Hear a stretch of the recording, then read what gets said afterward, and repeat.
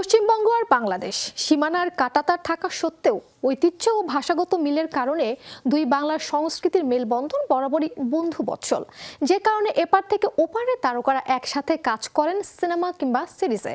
কিন্তু এবার সে কারণেই ঘটল বিপত্তি। গোপনে ঢাকায় এসে শুটিং করায় কলকাতা নির্মাতা রাহুল মুখার্জি পরে নিষেধাজ্ঞার কবলে। পরে তা তুলেও নেওয়া হয়, আর তাতেই আপত্তি জানায় টেকনিশিয়ানরা। বর্তমানে উত্তাল টলিপাড়া। সিলন ফ্যামিলি ব্লেন্ডের কড়ালিকার আর সতেজ সাদের পারফেক্ট ব্লেন্ডে স্বপ্নেরা মিলুক টানা। আমরা শান্তি করে বানাতে চাই, আর আমার কোনো কিছু বলার নেই। বাদ বাকি আমার সিনিয়ররা আছে, আমার ভাইয়েরা আছে, সবাই আছে, তারা যা বলবে সেটাই আমার ডিসিশন। টালিউডে কয়েকদিন ধরে পরিচালক রাহুল মুখার্জিকে ঘিরে পরিচালক এবং টেকনিশিয়ানদের দ্বন্দ্ব চলছে। এবার তা চরম আকার নিয়েছে। ঘটনা শুরু কলকাতা নির্মাতা রাহুলের গোপনে ঢাকায় আসা নিয়ে। কাউকে না জানিয়ে ঢাকায় শুটিং করায় 3 মাসে নিষেধাজ্ঞা দিয়েছিল টলিউড নির্মাতাদের সংগঠন directors Association of Eastern India. পর সেই নিষেধাজ্ঞা তুলে নেয় সংগঠনটি, আর তাতে আপত্তি জানায় টেকনিশিয়ানদের সংগঠন ফেডারেশন। ফলে ফেডারেশন পক্ষের টেকনিশিয়ানরা রাহুলের উপস্থিতিতে কাজ করতে অস্বীকার করে।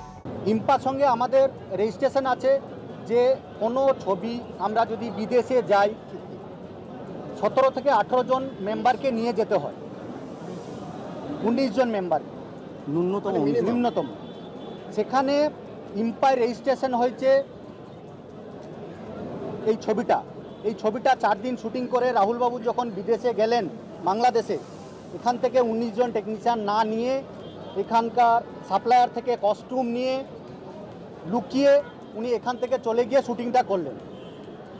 তো রাহুলবাবু যদি ডিরেক্টর হিসাবে ফ্লোরে থাকেন তাহলে আমরা রাহুলবাবুর সঙ্গে কাজ করব না। 27 জুলাই সেটে রাহুল উপস্থিত থাকায় কাজ করেননি টেকনিশিয়ানরা। এতে ক্ষেপে যান পরিচালকরা। রোববার পরিচালকরা জানিয়ে দেন সোমবার থেকে তারা অনির্দিষ্টকালের জন্য শুটিং ফ্লোরে যাবেন না। টালিগঞ্জের টেকনিশিয়ানদের সংগঠন ফেডারেশন অব সিনে টেকনিশিয়ান ওয়ার্কার্স অব ইস্টার্ন ইন্ডিয়ার বিরুদ্ধে একজোট হয়ে প্রতিবাদে নেমেছেন পরিচালকরা। ফলে স্তব্ধ হয়ে গেছে টালিউডের ফ্লোর।